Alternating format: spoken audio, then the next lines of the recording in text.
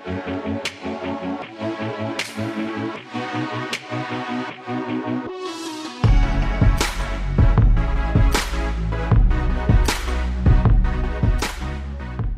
are live. Welcome to the RG DFS Tournament Takes podcast. I'm your host, Chris Kirkwood.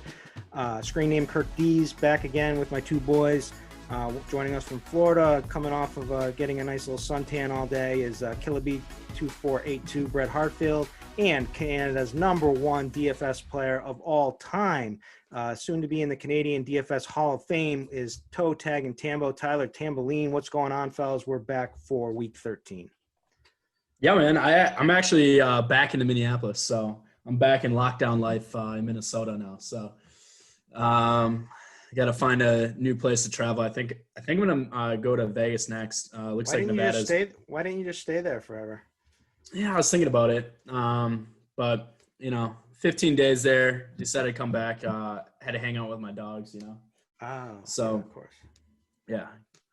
But thinking about doing a little Las Vegas trip, so a little sports betting, but then crossing the border to California, play some DFS. That would be interesting. I don't know if that would work out very well, like putting down sports bets like early and then crossing the border for DFS. I don't know. I'll have to think about that some more, but at least it's on the table.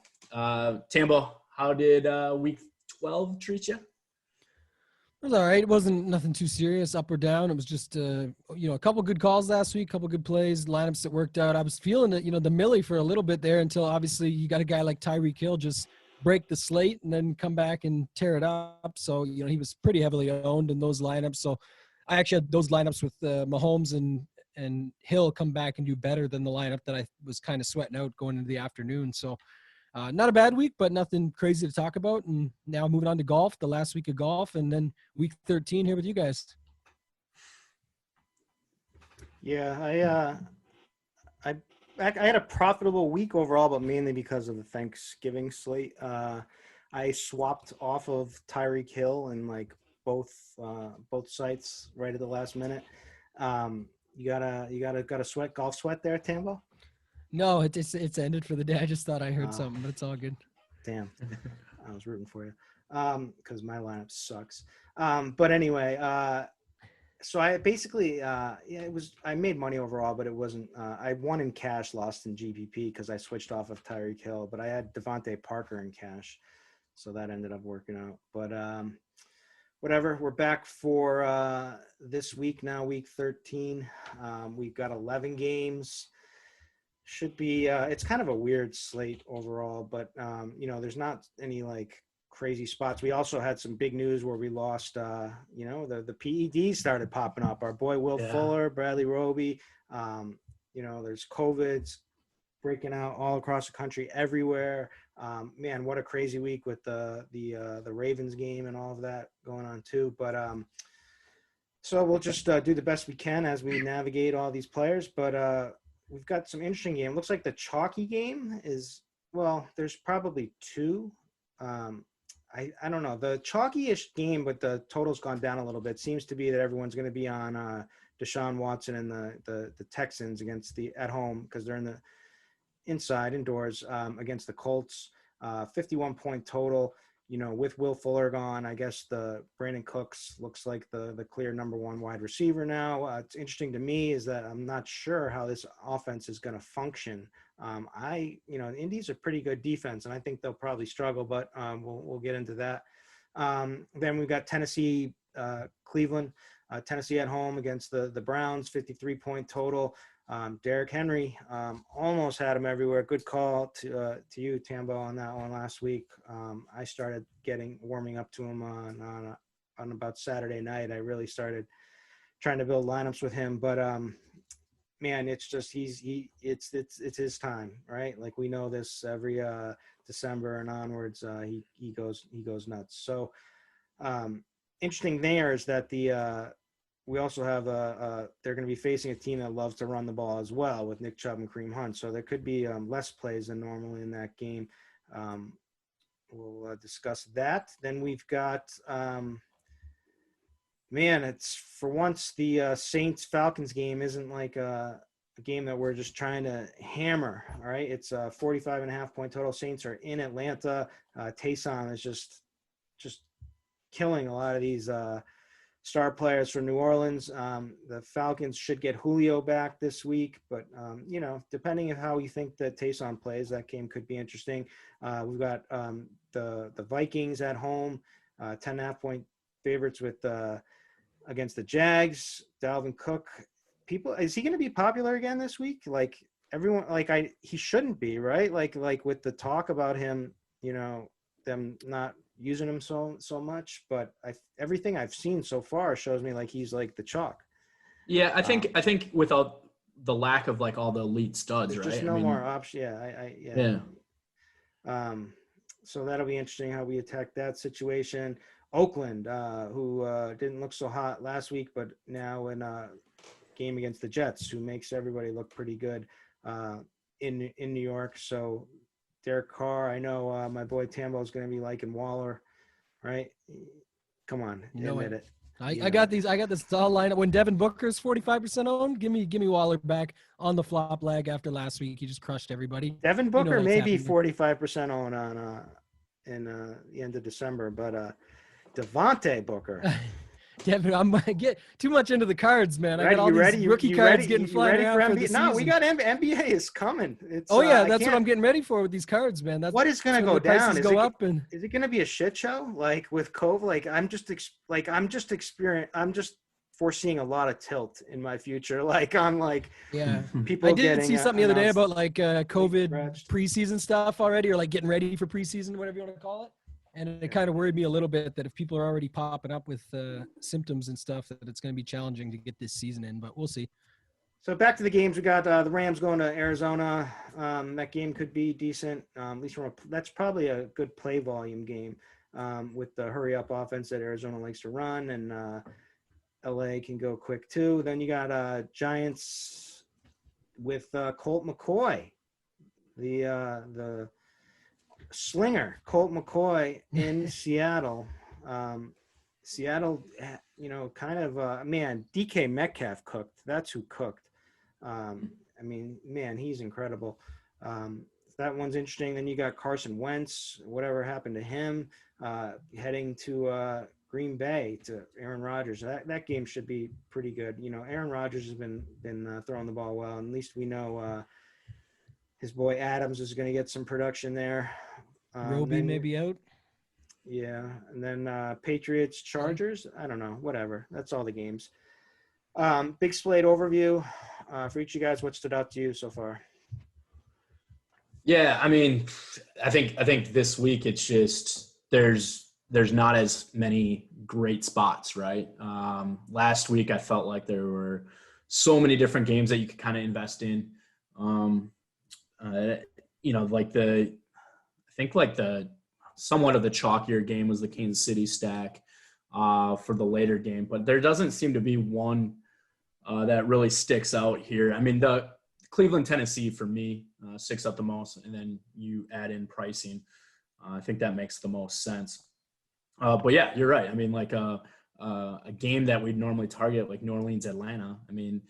All you need to do is put Drew Brees in this game, and it becomes so much sexier. But Taysom really kills the Saints value, and also the bring back of the Falcons kind of hurts. The play volume is going to be very low in that game. So, it's a really unique slate. Nothing feels unbelievably great. A lot of blowouts scenarios here. There's a few games that pop off that are pretty tight with the Colts at Texans and then Cleveland at Tennessee. But no Will Fuller for the Texans. That's going to be an interesting spot. Like Kiki Kuti is going to have to come in. Guys that, you don't really fully trust are going to be back in this offense. And they may lean more towards that run game with David Johnson being healthy, which would be kind of stupid. But, just not a lot of talent in Houston right now since they've cut everybody. But, Tambo, what are you looking at?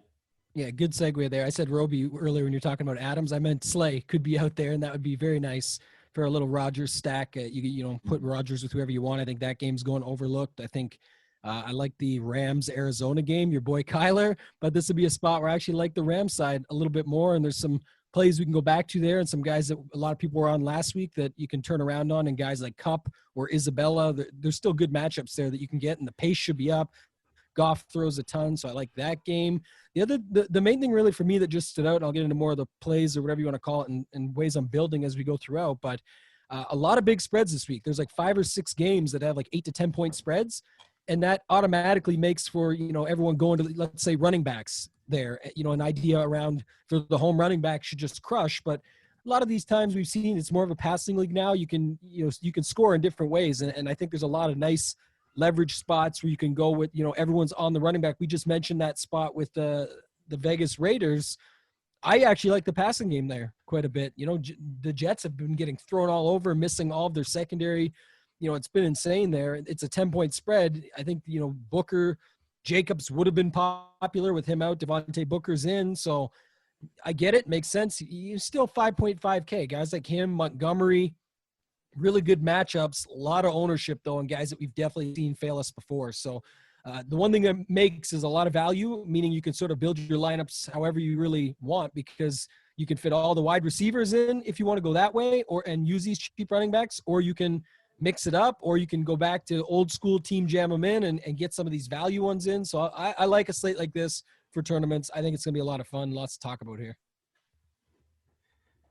All right, so let's talk. Let's talk about it at the running back position. Start up at the top. The guy who looks like he's going to be extremely popular, the 9,500, is Dalvin Cook. But we also have coach speak, and he got back-to-back plays. He got dinged up in last week's game. He did come back towards the end of the game, but this guy's taken a beating all season.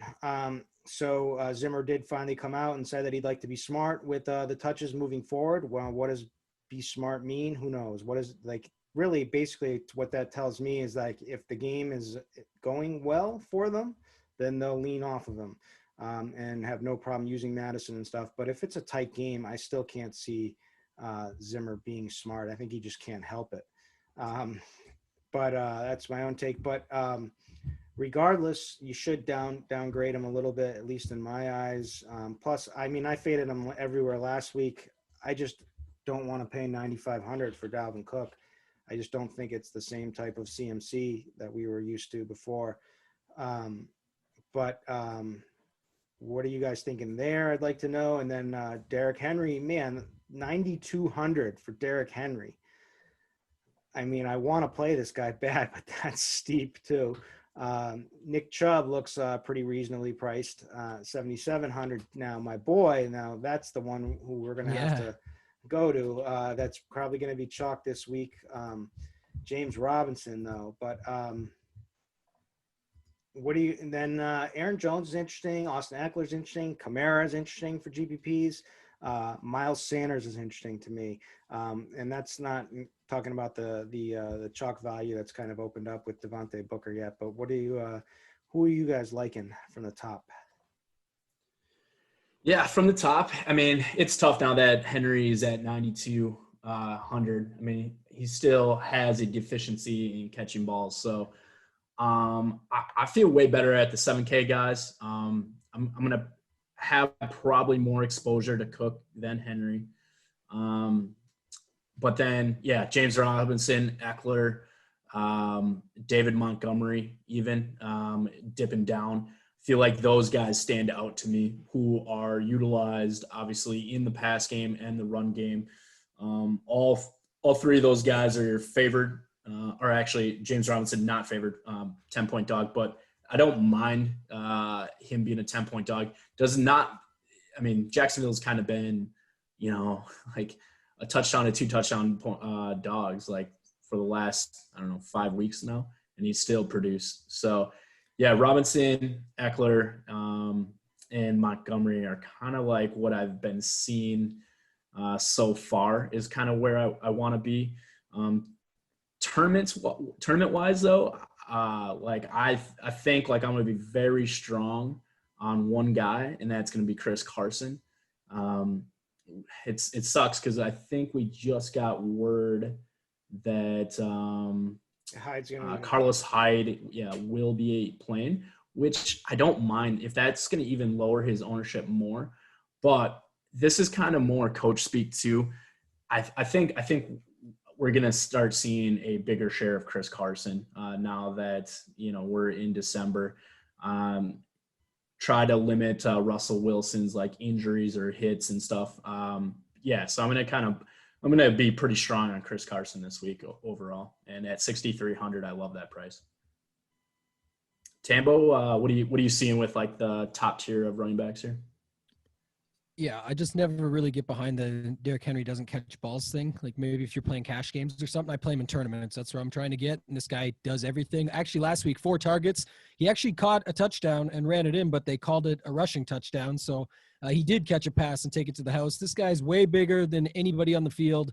I loved the call last week. I forget who it was that, said people are out there making business decisions on whether or not to tackle this guy or not, because he's just running over them. And I know all the jokes, D. Hember, he's got winter tires, whatever, but it's the facts of the facts. Go look up the numbers. The sample size is strong. It's every year at this time of year that he does his thing. So I'll be going back. I like that he shows a little bit lower ownership now. I guess I'm not as in love with like Chubb.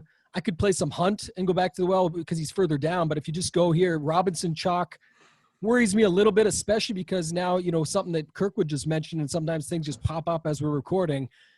I'm really liking these just 2 guys at the top a lot more and then dropping down because if, Cook, the situation, unless it's Rappaport telling me something, which, is a whole nother conversation that, we'll change it up. But that coach speak, we're going to use him, carefully.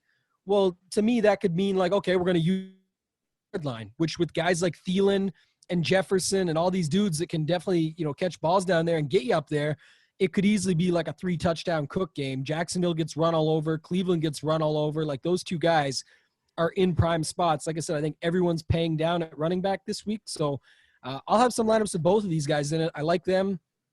Don't love the Robinson chalk, but man, the guy has been an animal. Just, Kirkwood's been on him all season here. I've, been I've caught the bug a little bit the last few weeks. And this, last week was really good getting onto that. I thought it was a great play. Didn't get him in enough Chad Beebe lineups. But I did try and get him in there some. I had to drop that call. But, the other guys that are interesting, Austin Eckler, 16 targets last week. You think about what Bill Belichick's going to do. Why wouldn't, he's going to try and shut down Herbert and Allen. You can't shut them all down. And at the end of the day, Herbert's already targeting running backs like crazy. And now you've got a guy like Eckler back healthy. Price is up huge since last week, but probably not enough at 7,100. And then, Brett, I don't mind your call there. It sucks that Hyde's coming back, but I like Carson. I think I don't really care what Pete Carroll says or what ends up happening. I think at the bottom line is he's just their better guy. And if he can get it going, and he can on the ground at 6,300, that's almost like James Robinson from last week. You can just play Carson in that spot for this week and you can play them together. But what's your thoughts, Kirkwood, just on all of that and, just how you're going to use these guys versus the values that we're going to get into here? Well, big game, James. First of all, so the thing with James Robinson, right, he leads all running backs in snap percentage. He's getting massive amount of touches, like over 24 touches a game. He's getting the passing work now with Chris Thompson out. Like this dude is a walking 100-yard bonus, and he just has run bad with touchdowns. Now, granted, he's also on a bad team. That's a big portion of that. But he's had time.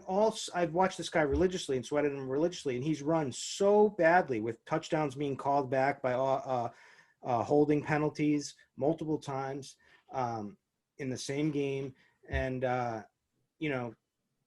he's if you just watch him, he's freaking good. He rips off like 6 yards, 7 yards at like a time, and like on when other guys would be getting stuffed. So I love the guy. I love the price. I don't like the fact that he's chalk, but I'm fine with it. I think he's just so safe.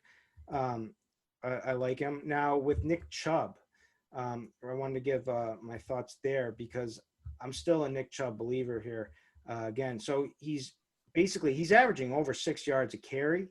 He's putting up 123 yards game over his last 5 games. This is a team that loves to run the ball, that we always run first. Yes, there's the Kareem Hunt split, but like, this is their guy, and he's freaking good. Like, so like he had a monster game last week against Jacksonville, which I did like him last week too as well, but I just don't see any reason not to like this guy for GPPs for 7,700.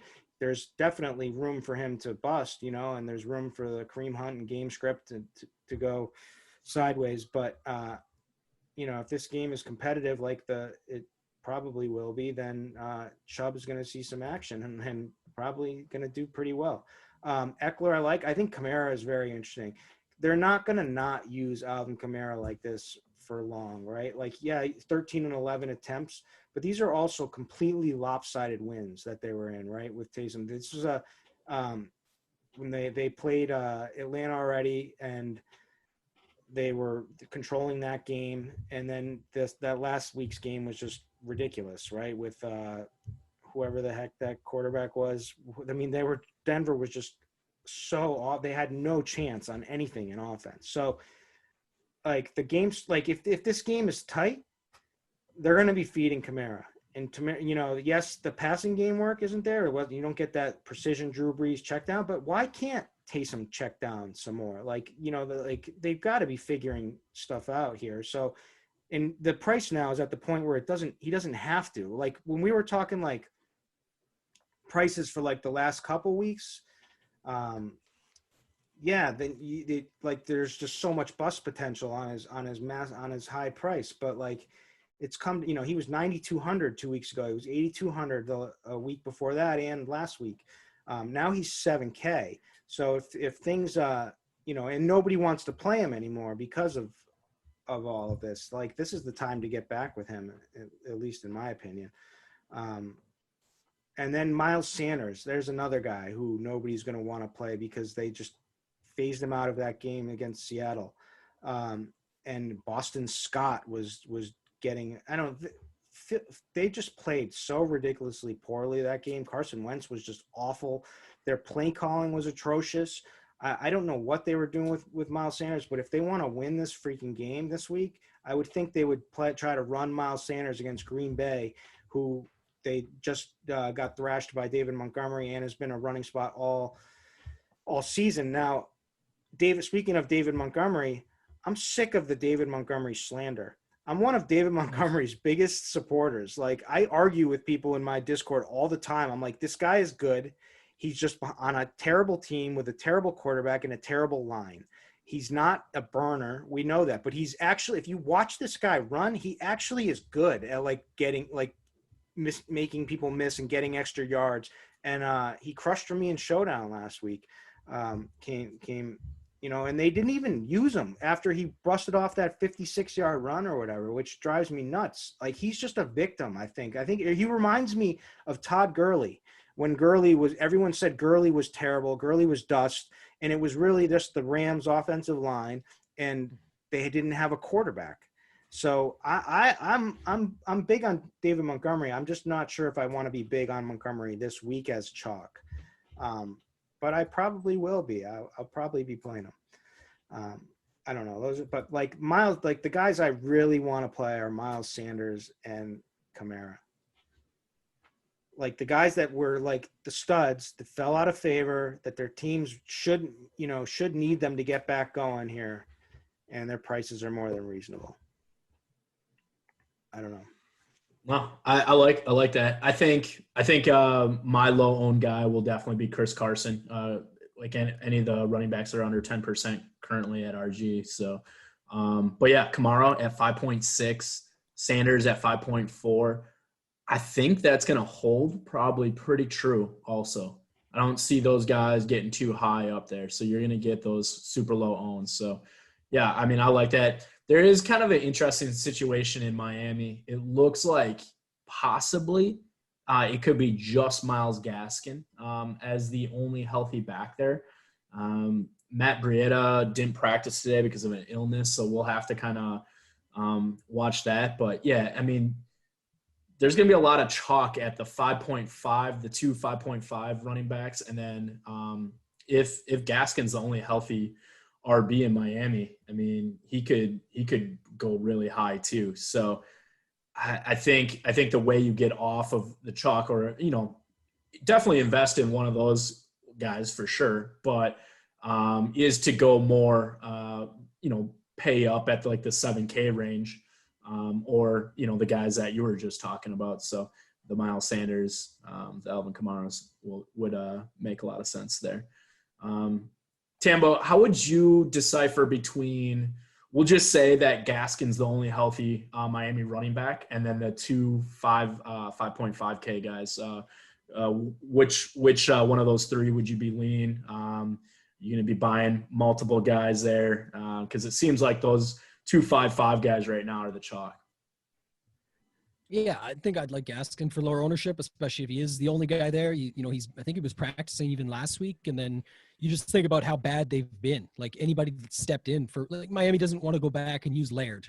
I know there's some talk around him on Twitter and stuff all the time, and some jokes around it, but I just don't think that that's what they want to do. The matchup's great against Cincinnati. I think that they'll be fine with him. And you look at the biggest thing about Montgomery, it's everything that Kirkwood said. He should be good, but then also the things that Kirkwood said or that you mentioned were like all still true. His quarterback sucks. His line is no good. The matchup is there for sure. But I just, like last week against Green Bay, bigger focus on shot. Now, I guess what worries me, this is what will make me decide on Montgomery, is I saw A-Rob popped up on the injury report today. If they don't need to worry about A-Rob, and why would they not? I know they suck, but a couple things. One, just finally got rid of Patricia and their GM, so the coaching regime is out. New one comes in. Should be a little bit more motivated as a team. And if all they can do is just sell out, and it doesn't mean they're going to be good at it. He can probably still get a few good runs, but I'm just saying if they sell out to shut down Montgomery and force Trubisky to throw. What team is actually selling out on Montgomery though? But who are they going to stop? If A-Rob is out, A-Rob's going to they're going to worry about Mooney and Miller. Like, that's what I'm trying to say. Last week was different. He has been good in good matchups, because against Minnesota and Green Bay this year, he has done well. And Detroit is a premium matchup. But I'm just, like I said, I'm worried if A-Rob's out, that's what will deter me, because then I think not really sell out. I just think they'll work on stopping the run a little bit more. They'll be a little bit more motivated. And then the fact of the matter is there is other guys that we can play in this range. Booker's right there. Gaskin's right there. There's a lot of guys that you can go to in this range, really. I can't figure out Trubisky for the life of me. I just think he's stupid is what I think it all comes down to. Because I think he has, like, all the skills. I think he's just, like, he has, like, anxiety, or he's not smart, or, like, there's something going on there.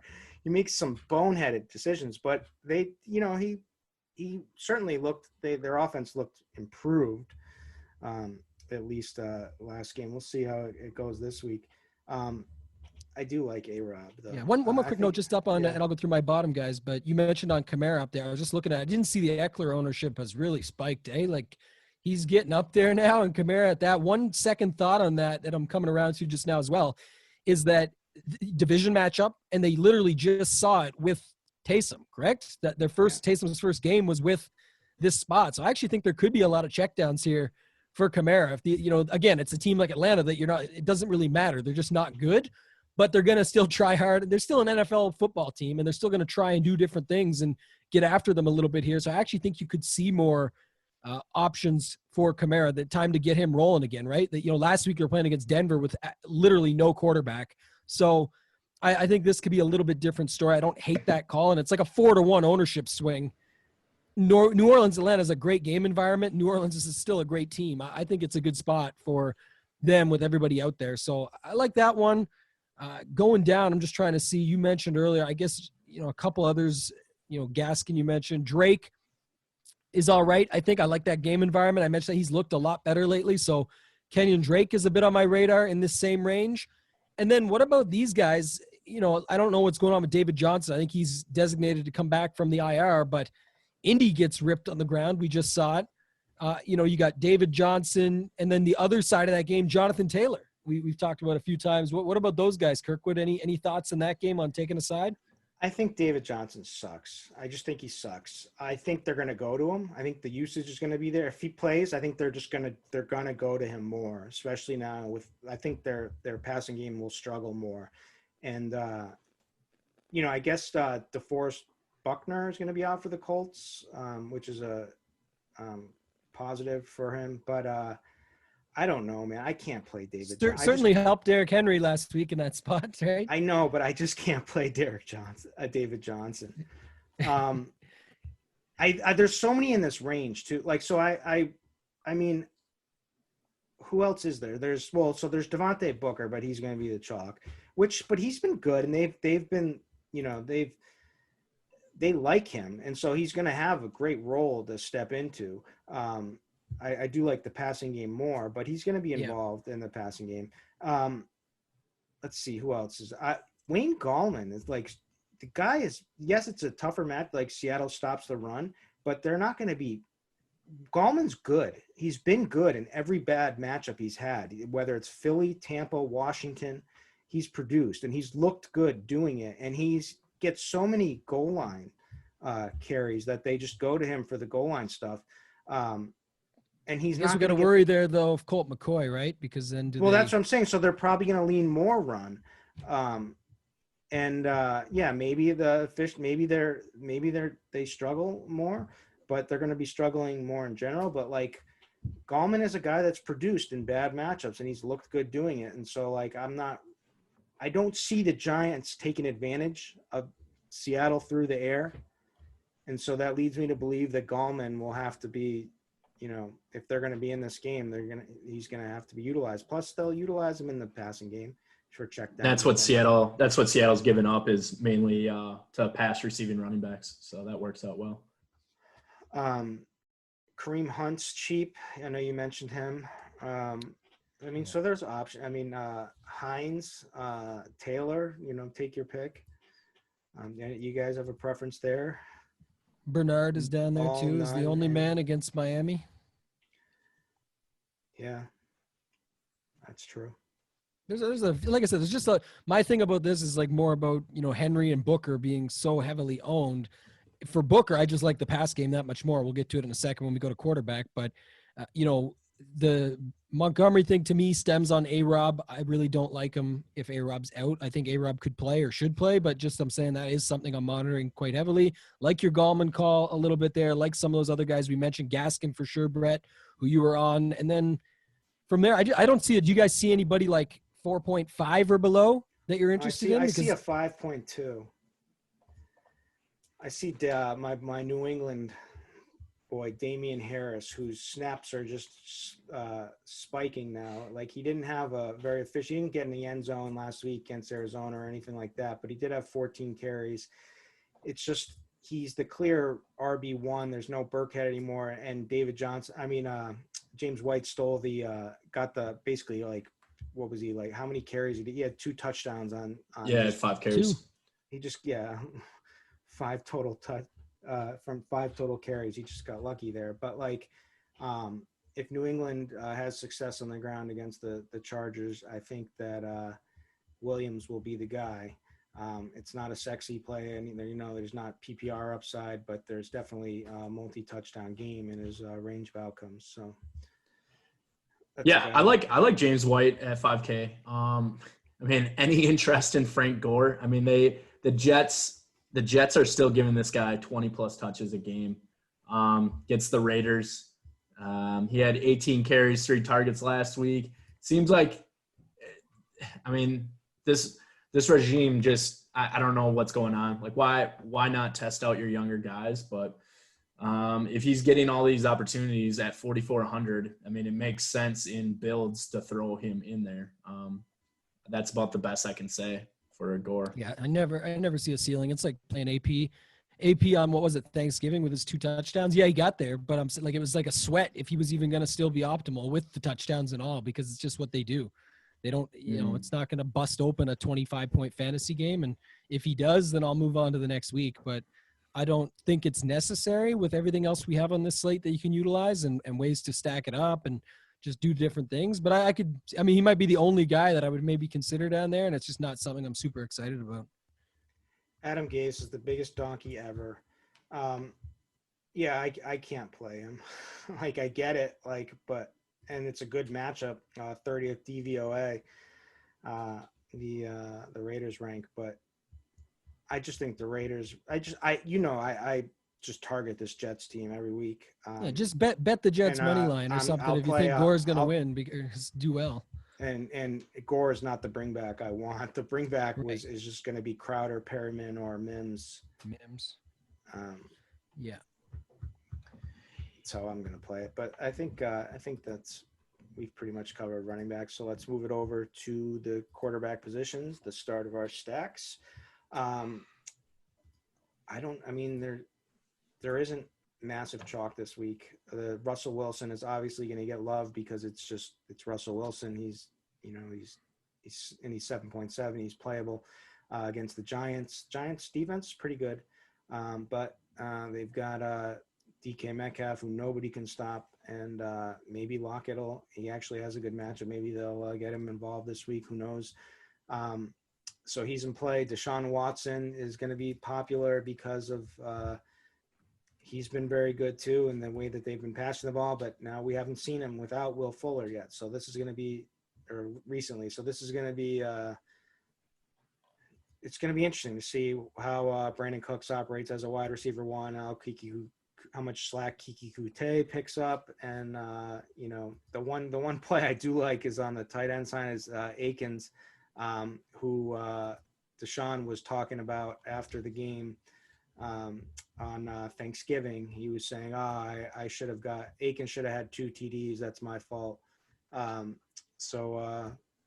Maybe he goes back to him again, but the opportunity should be there. Should be more targets for him. He's cheap, coming off of a game where he was chalk and didn't do anything. So I can see that. But Aaron Rodgers is kind of a safe play, right? Because he's going to get his. He's passed for at least 3 touchdowns. 1, 2, 3, 4, 5, and 5 out of 6 of his last 6 games. He's had at least 3. He had 1 game or 2 against Jacksonville, but he rushed one? He had a rushing touchdown. Yeah, that game. so he's had 3 touchdowns. He's been involved in 3 touchdowns in at least all his last 6 games. We know this guy likes to pass, and it'll be interesting to hear your guys' thoughts on what we do with Adams, because it's not a bad matchup for him. I think that if they put Darius Slay on him, who's supposed to be questionable now, may not even play from a bruised ego from DK Metcalf, absolutely just manhandling him in the last game. That'll be interesting because he's kind of the high end guy that I would play. I would prefer him over Cook, but we'll get into that. Can we give Mitch Trubisky some love? Can we give where are we going from here? Kirk Cousins, if we're downgrading the running back situation for Cook, maybe they pass it more. It's certainly a matchup they can do whatever they want. His weapons are back. Thielen's back, right? Thielen and Jefferson, those are 2 pretty damn good weapons to have. Rudolph's been picking up some slack from the tight end position, so Kirk Cousins I can get behind. Ryan Tannehill I could potentially get behind. Jared Goff looked good in the last game, right? Didn't he? I think 2 games ago against Tampa, then had a horrendous game. That's right, against San Francisco. How can I forget that one? He was awful. But, you get with him. He does have the potential to have decent games. You never know if you're going to get it. It depends how much pressure they're going to be able to get on him. Derek Carr interests me. I like Carr. Oh, and I didn't even mention Kyler, right? I'm nobody's man because he's down. Projected ownership is low, coming off of a really bad game against, and he's against my Patriots and has a kind of a hurt throwing shoulder, that to worry about. So, but his legs are fine, and maybe his shoulder is fine, and certainly has upside. And if there's more play volume, yes.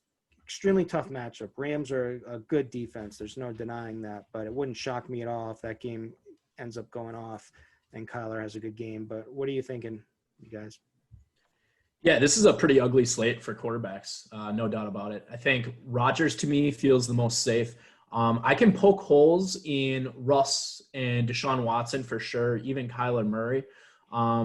The holes I would poke with Russell Wilson kind of come out of coach speak. Pete Carroll was kind of mentioning about leaning more towards the run game, right? And so that's kind of why I have a little bit more love for Chris Carson going forward. And then Deshaun losing his Will Fuller to PEDs. I don't know what this offense is going to look like, but if he can start running the ball more, that would be awesome. But yeah, I just probably gonna shy away from Deshaun, but Rodgers, yes.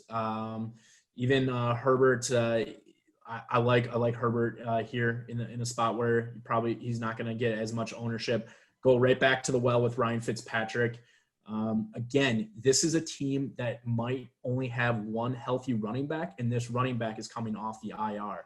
Do you not think that Ryan Fitzpatrick is not going to throw 75% of the plays?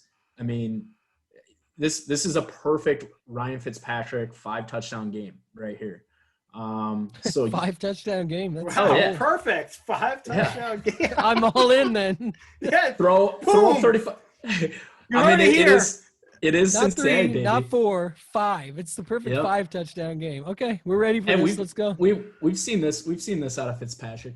I mean, this is the perfect spot I like for the it. call, but it's just crazy to put the 5 number on. I loved it. That's dig up if I've We're ever going seen big a around here, boys. I can't find a 5-touchdown game in his past. Hold on, I'm scrolling. All right, so But this is the perfect Oh one. wait, there is one. I see one, a 6-1, and back in 2014, Week 13 against Tennessee. wow, you had that right on you the whole time. 6 touchdowns. That's pretty impressive. spot. But anyways, you have the whole Miami backfield out. So really like the spot for Fitzpatrick. Jared Goff, 5,800. Want to have some shares there. Trubisky, 5,400. And then the ugly Carson Wentz at 5,400. Definitely going to go back to that well. He's still running the ball, and just going to hope that all of a sudden he finds it. You know, he gets Ertz back. So they're going to probably run more 2 tight end sets. Just a spot where I know they're going to have to pass quite a bit, and I like his legs. And we have no quarterbacks, or not as many quarterbacks, running quarterbacks on this slate that are running quarterbacks. So I like Wentz at 5,400. No, that's probably the last of my quarterback shares. Tambo, what are you seeing?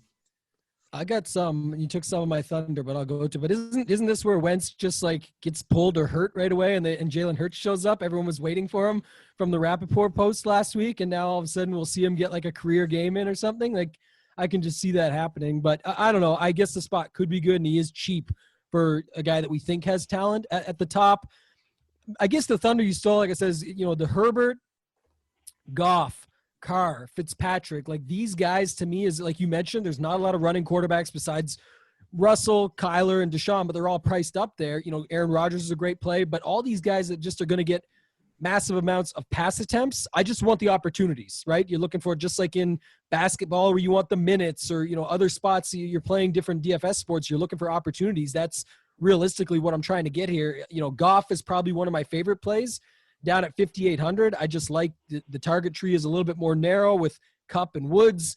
I like that game environment. Kyler's just a bit expensive, but I could definitely see playing some of him the other side of that game. I think that would be a little bit more interesting. I do think they're going to run the ball in Seattle. I agree with that. I think Pete Carroll is one of the coach speaks that you can trust, if I recall correctly from the past, where a lot of times what he says he's going to try and do is what they execute, whether or not it works. But again, here, going up against a Colt McCoy-led New York Giants, I think it could work out, especially with them being at home. So I think that's a good spot. You mentioned Aaron Rodgers. Load that up if Slay is out.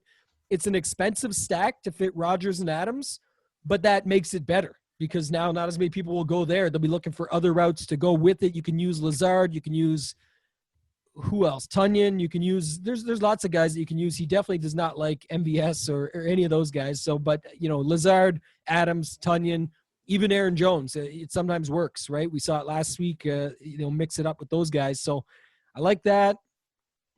Fitzpatrick, makes it better for Devontae Parker, Gesicki. Like it's a pretty easy stack there if you want to run it out.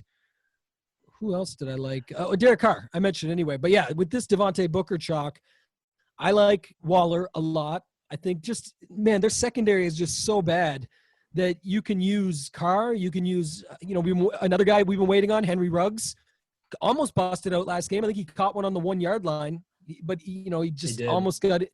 He didn't get in. That pissed me off, but I'm going to go back there. So you got Derek Carr, run it up with Ruggs, Waller. And then you mentioned it already over there, Kirkwood, and I'll segue to you now. Are you going to run back any I'm definitely going to use like a Mims or a Perriman, any of those guys, Crowder, but with that said, I actually kind of like all those guys. You want to run any Sam Darnold here at 5K straight? Yeah, I can do it because I got my eye on Mike Glennon right now. So Sam Darnold Yeah. sounds like an improvement. But I like these guys down here, man. You're right. I mean, Glennon looked semi-competent. Now he gets DJ Shark back. Oh man, don't do it. against Famous the last words. Vikings. I don't know. I think I could 4,800. Why not? I mean, there's really not much else. I don't know. I could see that going off. I like Glennon because he's cheap and you can fit some of those guys like Yeah. Laviska, Chark. They're like Chark is back, but you got Laviska, Yeah. Cole. I mean, Chark's like what, 5,400 or something? Yeah, I like that a lot. Where is he? Where's Chark? Good call. Long neck, Glennon. You can almost spell long 5,400. neck. 5,400. I nailed it. And I like Trubisky, man. I'll play some Trubisky and A-Rob. And I mean, that's obvious leverage off Montgomery, Chalk. It's like as obvious as it gets. I got to look up Allen Robinson right now. I could have swore with him. I think he's today. questionable, but I think it. I think it. Yeah, but exited practice with injury to become questionable. So I worry about this being that it's All right, Friday so late in then- the day, and this was 3 hours ago. So that just does worry me. But you got other guys. Anthony Miller, he can lock on to. And you he know, does. Darnell Mooney. He does like Anthony Miller, and Miller is playable with Trubisky. I wonder about. I wouldn't I wonder play if last Mooney week because I don't think they're good enough to like get the Mooney the long, deep ball too. deep balls. Yeah, like I don't think I feel like those are just wasted plays with them. The one thing that I like too is like when you do get backups like a Mike Glennon coming in, I feel like sometimes they have practice with a lot of like backup style wide receivers. And that's possibly why this Colin Johnson kid got 8 targets last week, four of them for 96. And he's a big dude, man. He's 6'6". So at 3,300, man, like that might be the spot. That target share might actually carry over. And the only reason why I say that, not so much talent-wise with Colin Johnson, is just more practice-wise, more reps between Glennon and Colin Johnson on the season. If I play Glennon, I'm playing Chark.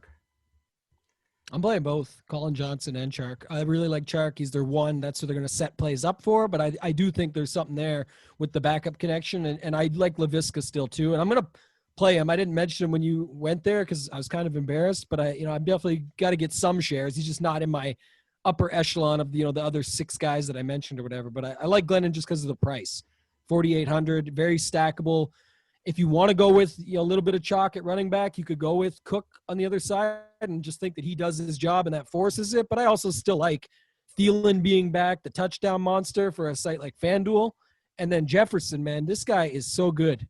Like, man, what would you guys say to this? If Herbert, I don't want to like wish injury on him, but I'm saying, but if Herbert got injured, would there be any chance at Jefferson closing out the season and being rookie of the year? I think he's next in line, right? With Burrow going down and Herbert there. I think Jefferson's been by far the best rookie wide receiver.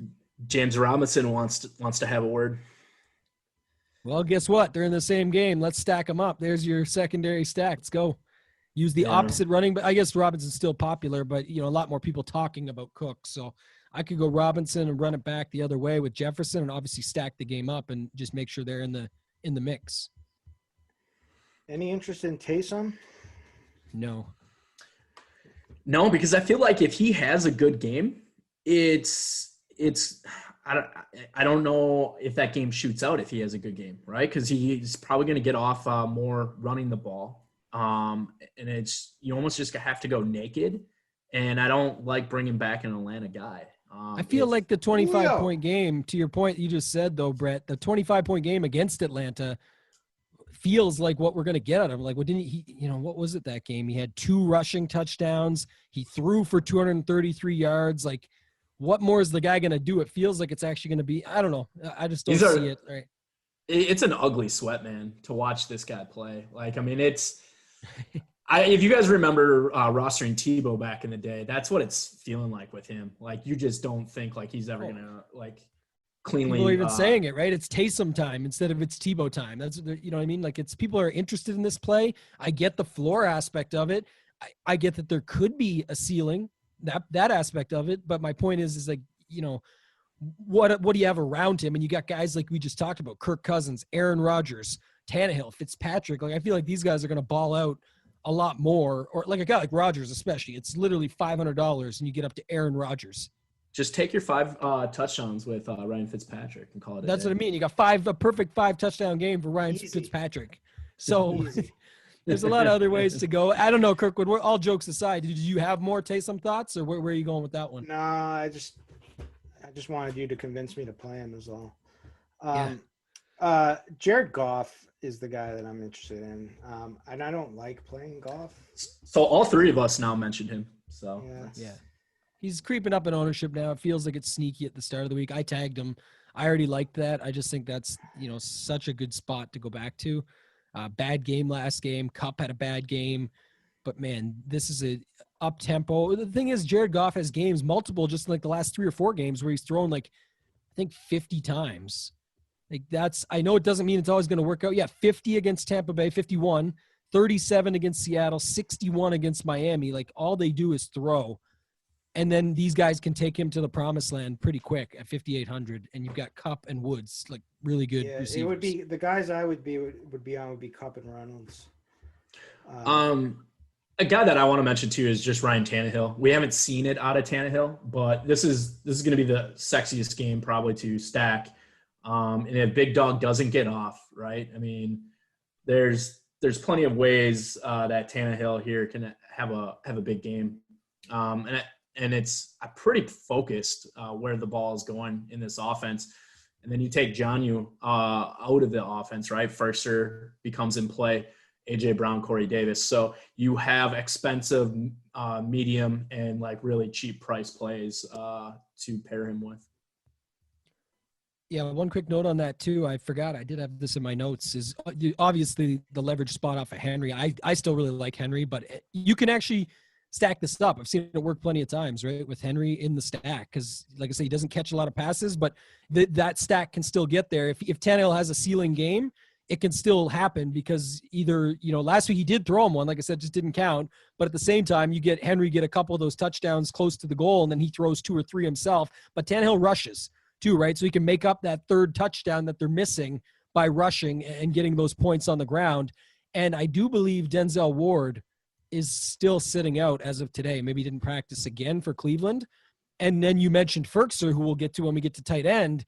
A.J. Brown, you know, him and Metcalf are boys. So that's kind of like another Metcalf that you're getting there in A.J. Brown if Ward is out. And you can have Tannehill, A.J. Brown, Ferkser stacks, and then run it back with Hunt to catch passes, Jarvis Landry, which might be a good segue here. I know Kirkwood's pissed at me about that last week. I told him don't play him, so he goes off, of course. And then even Chubb, you mentioned earlier, Chubb is like the same thing as Derrick Henry. We mentioned last week, like a mini Derrick Henry, where if he's going to go down and score a touchdown, that can happen quick and then speed up the game pace, which will then help Tannehill and his boys coming back the other way, passing. So I do like that thought as well. Anything else here, Kirkwood, or, you know, do you want to talk about Jarvis Landry and segue over?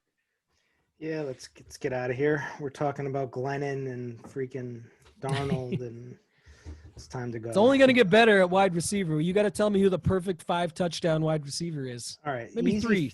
Well, so the chalk is going to be Brandon Cooks. All right, it's not him. I know that. Extremely scary to me against the Colts, and being the focus of the defense. Robert Woods is getting some love right now. The matchup screams Cooper Kupp for me in this one. So after that bad game, I would go to Cooper Kupp. They'll both be pretty popular though. Allen Robinson was going to get a lot of love, but I guess that he is questionable. We don't have any word of what it is. Just reportedly injured his knee. Yeah. And was moved for precautionary reasons. So we'll stay tuned to Schefter to see for more information on Saturday night about that. But Justin Jefferson's just a beast. Thielen, I don't know, those like in DK Metcalf, especially when what if and then DK Metcalf, I don't care if it's Bradbury.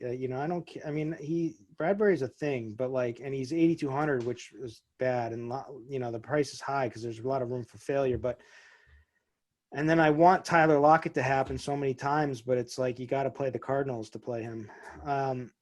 But who was I thinking with who's Darius? Who's Philly playing? Because that's who I want. Darius Adams. If Slay's out, it's Adams is the clear number one for me, like the priority, if I can fit him. I don't know. What are you guys thinking?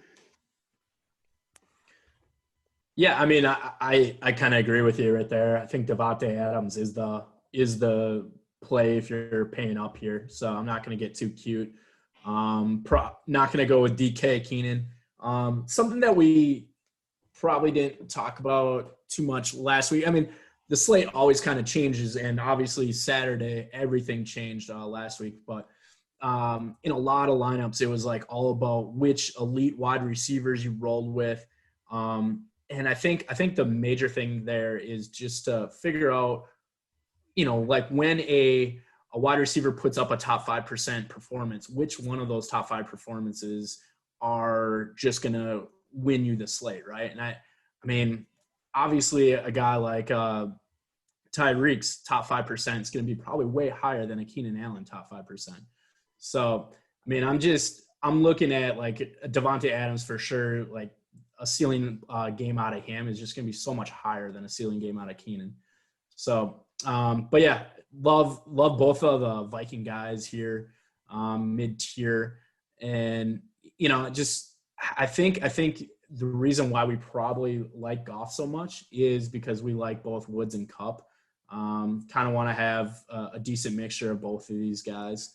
And then, really easy to bring it back with Arizona wide receivers too, with John Brown still being out. So, yeah, it's kind of like how I'm attacking, I guess, the upper echelon of wide receivers. Tambo, what do you got?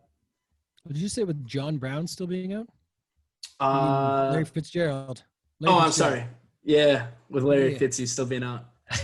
I was like, what? Okay. Yeah. I know Kirkwood would be fired up to get some more Josh Allen shares if that was the case, but we're on to a new slate here in a different spot. But yeah, I'm with you on a lot of the plays you set up there. I guess, the one that stands out to me is Hopkins, because I don't think people want to go there. Yeah, I'm just looking at ownership right now, and it's quite the guys that stand out are like Metcalf's low owned, Hopkins is low owned, AJ Brown is low owned. Like those guys excite me a little more at the top. I think New England has been able to do a pretty good job in the past against number ones or whoever they decide to shut down. And I think it could be a spot there, and that's why it shuts down Allen a little bit. I think if Adams gets up there in ownership for a 9K wide receiver, that's not what I want to see, even though I do like him, and if Slay's out, it makes perfect sense. But Kirkwood mentioned Metcalf. I agree. The guy has just been dominant. The joke going around, everyone needs to pick between him and Lockett, but the answer has been Metcalf pretty much every time. So there's that. We just talked about A.J. Brown. But one thing about Hopkins, I think it'll keep getting mentioned, is the Ramsey stuff that I've seen around. And I forget who it was on Twitter today posted it. They did like a giant article where they went back and literally watched there was like 8 games that these guys have played against each other when it was Houston and even Jacksonville games back in the day. And maybe it was more than that. I can't remember now. But anyways, all I know that I saw that was the main thing that went with it every single time was the article said that Ramsey won. And technically by the numbers, he did. But what I would say is opportunities again. And it wasn't like it, shut down every time. There was games like Hopkins getting 17 and 16 targets. Like, I love that more than anything, especially when you look at this range, like who's getting 17 targets here this week? Not necessarily very many of them. So, if Seattle wants to run more, Metcalf can still get there. I'm just saying targets wise, A.J. Brown from Tannehill, don't see it. Keenan Allen, against Gilmore or however New England side decides to shut him down. There's that. Adams, maybe. But it just, it's $1,200 cheaper. So I like that. And we already like Goff in them. It's not cheap to fit Goff, Woods, Kupp, and Hopkins. So I might go back, Kirkwood, just to what you've been talking about this season with the single stacks. I'm with you on Kupp, talking about another guy like here. I like him and Woods, but I would lean Kupp, especially after doing nothing last week. And then using Hopkins. And you can definitely still fit Goff, Kupp, and Hopkins and build out a pretty nice lineup. So I think that's a good start there for me. The Minnesota guys stand out through this mid-range. Parker, if you're going with Fitz. There is certain guys that I only really like within the stack. Like I only really like Devontae Parker if I'm using Fitzpatrick. And people say that's about, a lot of guys, isn't it? But not necessarily. There's other guys I'll just use. You mentioned earlier, like a Metcalf could be your flex to get unique. And instead of using a Cook or somebody like that in, an expensive flex spot, you could use a guy like Metcalf. So that's what I'm thinking, Kirkwood. Who else do you got in here? What else do you want to talk about in this range? Well, Adam Thielen is the absolute nuts. So I'm going to fade Cook 100% this week, Dalvin. And I'm just going to focus on playing Thielen. So let's look at Thielen's numbers, right? Like, assuming he's coming back and fine, which he is, because he was fine to begin with, right? Like, it was a false positive, right, on his test. Yeah, he actually almost got in that game because it was, I think he needed 3 of them or something, but it was close. Yeah. So he's coming in to this game ranked 4th in target share percentage, or the 29.5% target share. For touchdowns, he's tied for 2nd with Evans and Adams, and now he's missing. He's a game short of these guys, with 11 touchdowns on the season. So he's done it with way fewer targets, and now he's got like the best graded matchup, at least according to Pro Football Focus, and against Luke Barku, their corner for Jacksonville. So he has the best possible matchup on the week from there. So it's like everything just screams like Thielen. So, man, I'm going to just jam Thielen in everywhere. Other than him, guys that have matchups are, Justin Jefferson. I mean, everybody on Minnesota has a pretty good matchup to begin. Jefferson and Beebe. Cooper Kupp has him a good matchup. T.Y. Hilton has a very good matchup against Vernon Hargreaves, that guy that we've been attacking all the time. Did finally come through for you, Tambo, last week, didn't he? You played some T.Y.? Oh, yeah, T.Y., man. I predicted his first touchdown of the season, and it happened. And he almost had 3 touchdowns, to be honest. Different occasions, too. So could have at least had 2, but I don't know if he's a 5 touchdown perfect lock of the week to go back to. I kind of like Thielen's a 2 touchdown lock of the week, I'll say. You know what the lock is, Kirkwood? It's loading up a Glennon stack and then running it back with Thielen. That's what we need to do. That's all your boys together. Glennon, you can put Robinson, Chark, you can put Thielen, you can do it all. And that's the winning stack this week. But I might not even have to do Glennon. Oh, yeah, you do, because you'll see what it will build you, and you'll be impressed. Will be. Take it from me, the number 1 Canadian DFS player of all time. There it is, right there. Soon to be inducted into the Canadian DFS Hall of Fame. that was a good little pull off, yeah. Soon to be. What's it called? So I don't know. Those are my guys this week, but I mean, I'll get back on the Jacoby Myers train a little bit, and I'm expecting Cam to at least be better than he has been. And that guy's clear targets. We already mentioned I like Mims or Perryman for cheaper guys. Choose one, Kirkwood, between those 2. I can't.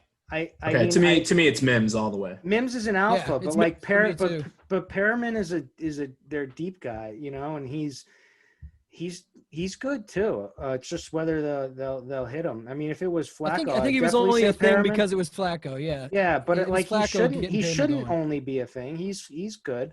Devontae Parker is like kind of trapped. Like, I want to play him. I loved him last week. Especially, with like his numbers without Preston Williams playing, like they're amazing. But the only good coverage guy, the only good defender really on Cincinnati is what's his name?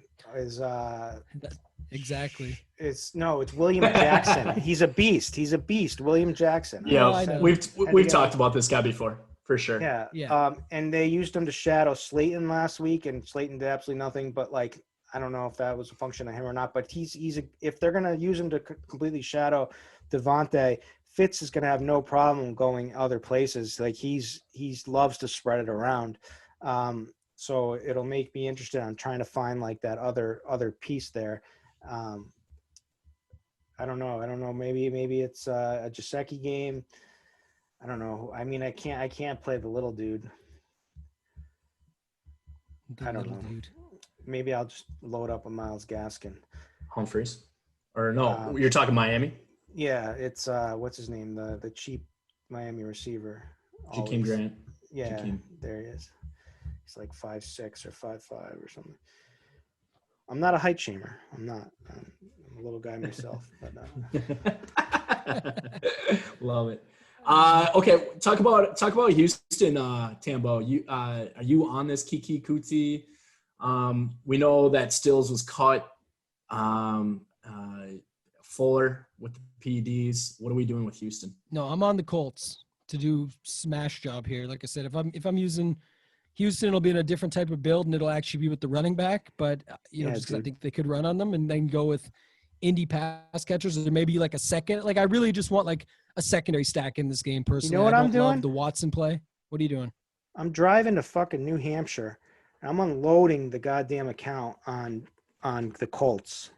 Yeah, I like it. I just told my buddy that before, and I don't care what anybody thinks. If it's wrong, it's wrong. But I like it. That's personally one of my favorite bets for sure. Just then you got to deal with Phillip Rivers. Like it's a little. I hate having to back Phillip Rivers. That's dicey itself. But like this defense is trash without their best. But your only good defender. All their running backs are healthy. They've got tight ends they can use, and Burton, Doyle, all these dudes. Like they've got the Pittman, who's good, right? You've seen a couple good games out of him. Yeah, he got 9 targets. He only caught 2 balls. So I'm going right back to the well with Pittman for sure there. Yeah, so that's what I was going to say. I like the secondary stack. I like Pittman or Hilton. You can use pick one, and then I like going on the other side with one guy from Houston to be different. And I don't think it'll be Cooks just because he's just so popular, and just there's other guys. It could even be this Coulter guy. Isaiah Coulter is down there at 3,000. Like it could be him. Why not? Right? That would set up a different lineup style, like a different build. But yeah, Kute's there as well. You got Akins. I don't even know who that guy is, but his name's Isaiah. His last name's Coulter. I'll play him if you give me the green light. I'm on him. Yeah, man. Red light, straight from Canada. Just red light that thing, man. Put him in your lineups. Isaiah Coulter. I'm player profiling him right now. Best comparable, Jordan Payton. Oh yeah. Player profile, Jordan Payton too. While you're there. All right. What else do we need to hit some more plays or? I think let me see here for a second. Isabella flop leg, that's coming in. That same game, I have to. That's why I had to bring that one up. Anthony Miller goes through the roof in ownership. If Allen Robinson is out, Miller goes through the roof in ownership. But I have to love it because, like I say, if I'm not that into Montgomery, and I don't think, like you said, you called it, Kirkwood, with Mooney, I don't know if they'll be able to find him. He's even got a questionable tag as of now. Still, he's cute too. I'll play Slayton, like Darius Slayton.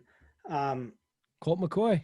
I mean, I think Colt McCoy can throw it deep. I didn't watch him last week, so I should pull up the tape and see how pathetic he was. He's going to take you off your Glennon call, though, man. But he used to be able to sling it.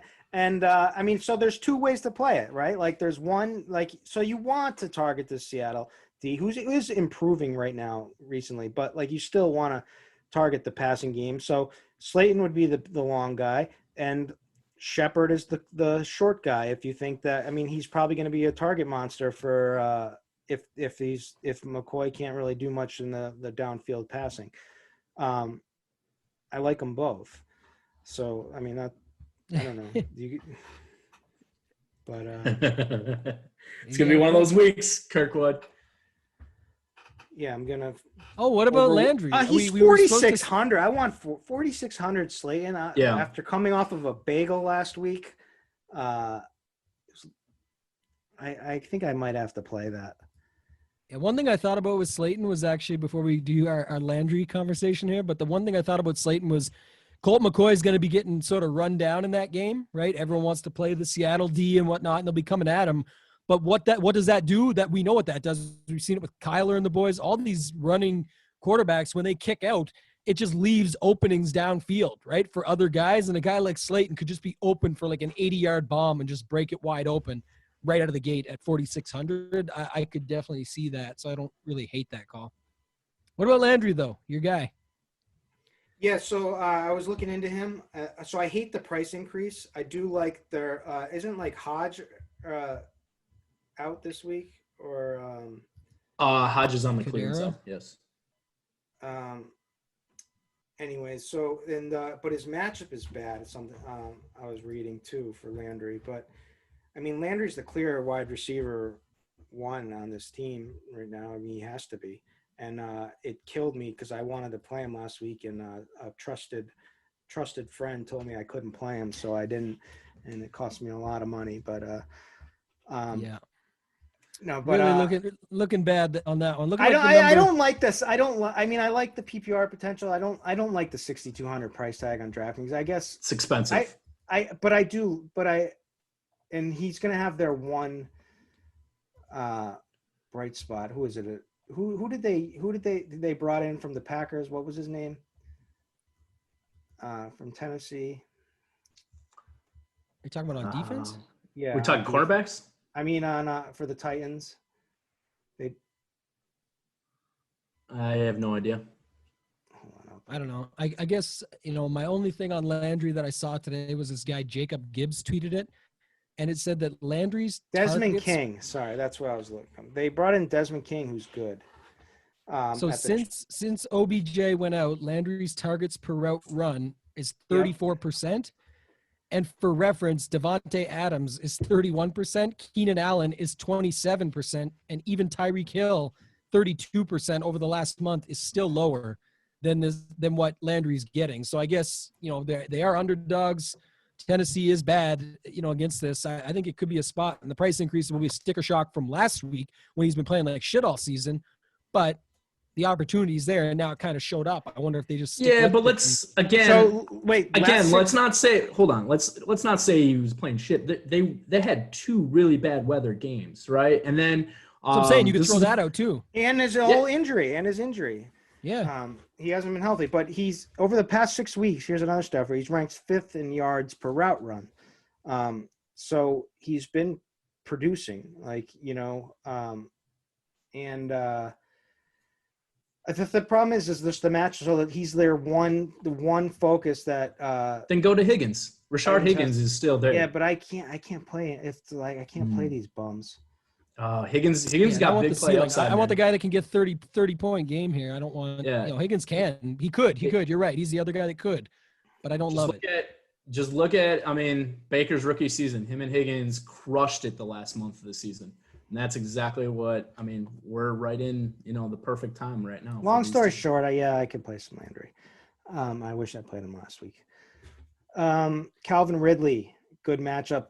Was supposed to be a great matchup with Jenkins, who's out anyway. Now gets even better matchup with Julio coming back. And, people may look at that as a negative, but he's produced, with Julio in the lineup. This offense may be clicking more. In this game, with both of those guys. So no one's I don't think many people will go back to Ridley if Julio is playing. And I think he could have a good game here. I don't know. Yeah, I'm with you on that. I think that's a good call. Any last wide receivers? No, I'm good. Not for me. 3,100 AJ Green. Oh, jeez. That is crazy. That's like the T.Y. Hilton from last week, though. That could work. I mean, Anthony Miller is going to be the 3,100 wide receiver to own if either one of those Chicago wide receivers. Actually, 6,600 Julio. If he's back and feeling good, I'll take some. Well, he did say after practice today he felt great. So, I just still feel like he's going to tweak something really quick in that game all the time. All right. Tambo, we're just going to do a quick tight end segment and just play Darren Waller and call it a day. Is that what you're going to say? I'm definitely going to play him. Yeah, but I get it, right? I think there is other plays, actually. I think there actually Anthony is some plays Berkshire is going to be chalk now with Jonnu out. Berkshire is talented as a guy who can, can do some damage when given the opportunity. He's 2,500. I mean, there's just so many easy things to do with your lineup that just gives you all the salary this week. TJ Hawkinson, do they actually unleash this guy a little bit more now with Patricia gone? DeAndre Swift still out. Like, why? DeAndre Swift is probably going to be out. Something weird is going on with his concussion coming back. Like, he's having some more problems. I don't know what's going on, but I'm expecting him not to play. But, like, they can't just run AP again all game. If they do that again, God help them. So the one place the Bears give up production to is the tight end position. Tanyan just had a monster game against them last week. We saw that. So Hawkinson, kind of a high price tag, but you can make it work. Dallas Goddard is a tight end one back again now. We saw 10 targets in the Seattle game. He got there late when the Cleveland. He's just been suffering from poor quarterback play. 100%. Mainly, but in a decimated offensive line. But man, I really, he's 4,300 in a week where we don't have like the Travis Kelce. There's not tons of these like high end options we have to play here. So 4,300 is nothing at tight end this week. Robert Tonyan coming after his big game. The Eagles have given up plenty of production to tight ends as well. 3,700.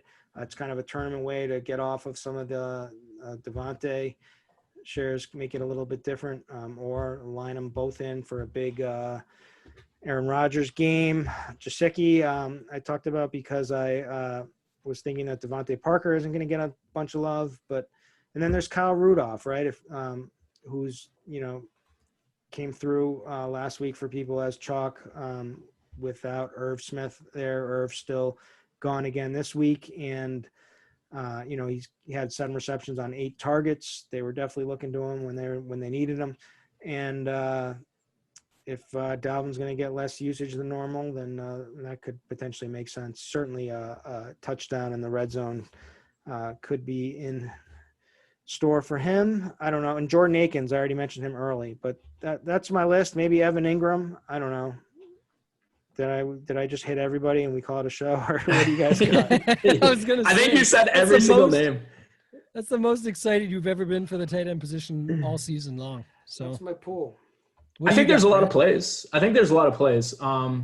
Firster would be the Kyle Rudolph play of the week. If you're going cheap.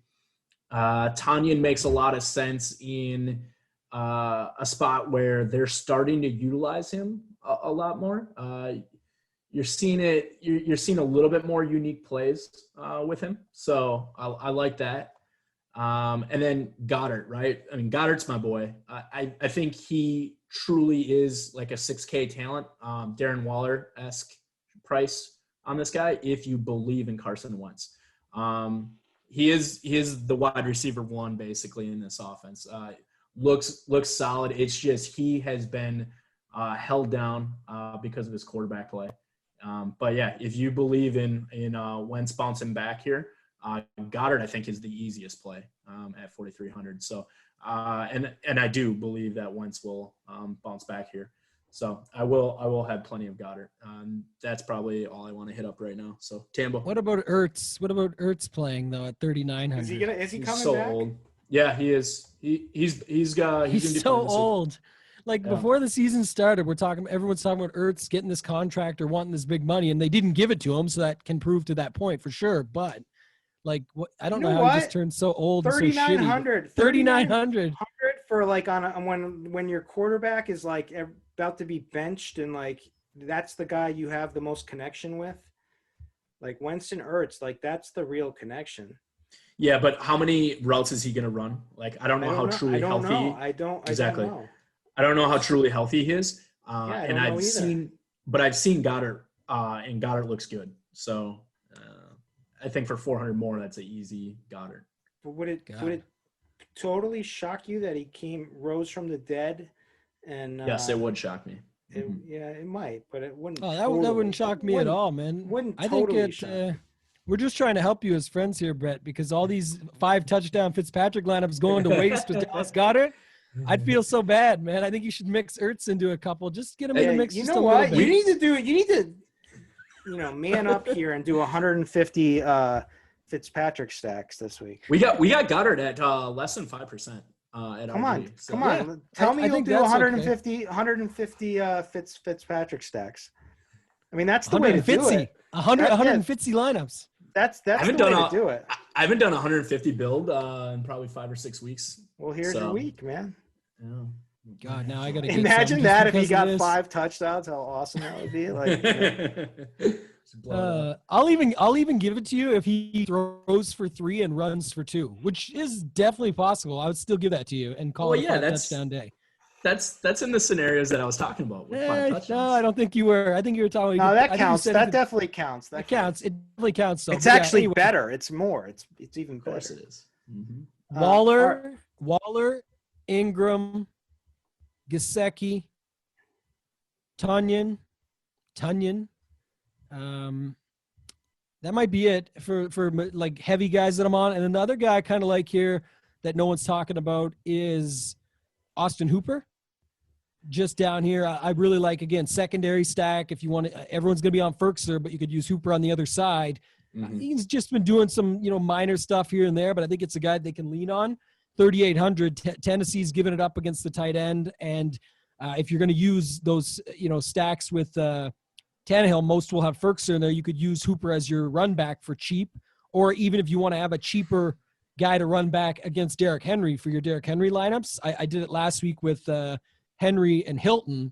Here, like you said, Landry gets quite expensive where, that you're using a lot of money on just 2 guys in that game, that I could go with Hooper just as much on the other side. They're going to have to be passing, going to be coming back. If Landry is too expensive for your build or gets locked up, I like that in your Derrick Henry lineups even more.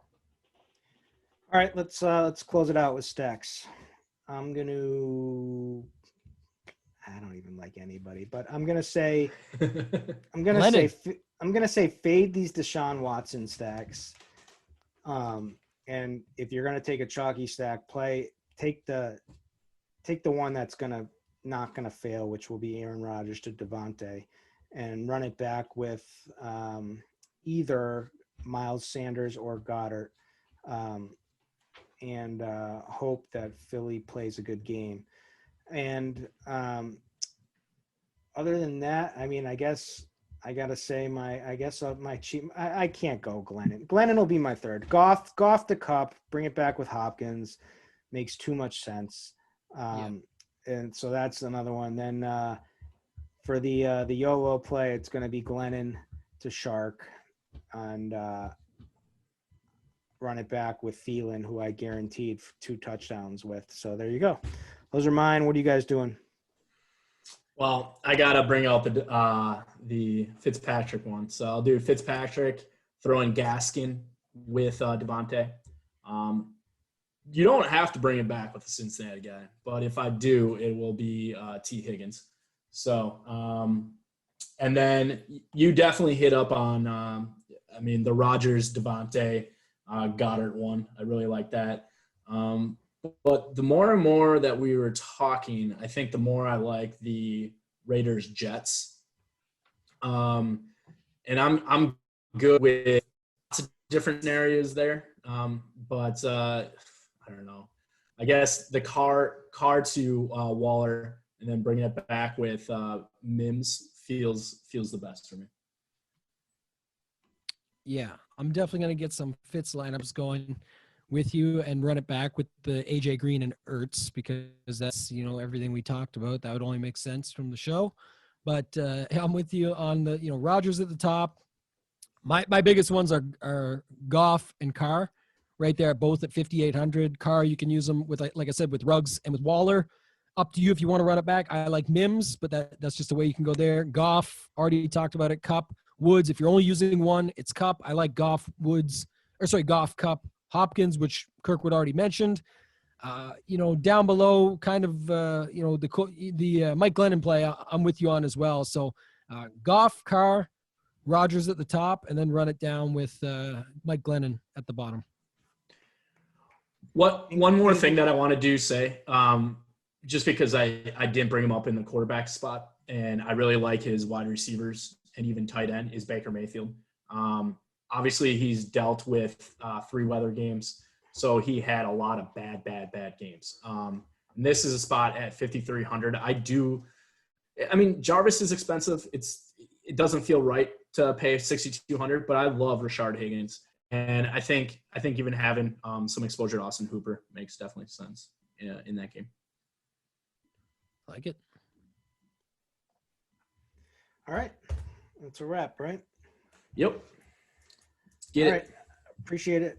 Congratulations again. Goes out to Toe Tag and Tambo on his qualification for inductee to the Canadian DFS Hall of Fame. Just proud of you. I'm proud of you, my man.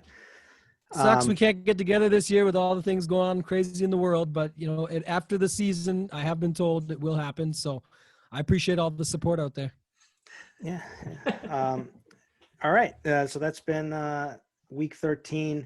Good luck to everybody. Good luck to both of you. Good luck to me. Good luck to all of us. Let's crush. This is the RG DFS Tournament Takes podcast, and we'll catch you next week.